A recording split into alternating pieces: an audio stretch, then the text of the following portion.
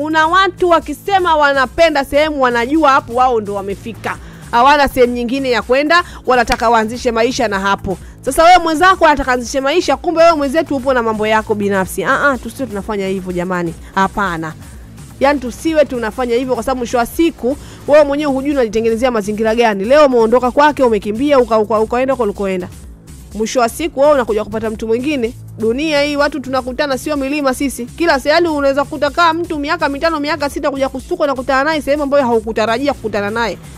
Unakuja kupenda sehemu nyingine, kumbe ni ndugu yake. Kumbe ni mtu wake wa karibu, rafiki yake. Si hata kuharibia.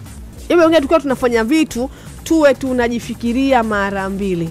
Ukiwa unataka kupenda mtu, basi hakikisha unamuelewa, unamjua vizuri na unafahamu kama ni mapungufu, kama ni vitu vyote wewe, yani jikubalishe kuvibeba. Na wewe unaita unayependwa, kama kuna mtu anakupenda na hauna muda naye, basi usimpotezee muda. Muache, mkatalie, maisha yaende mbele.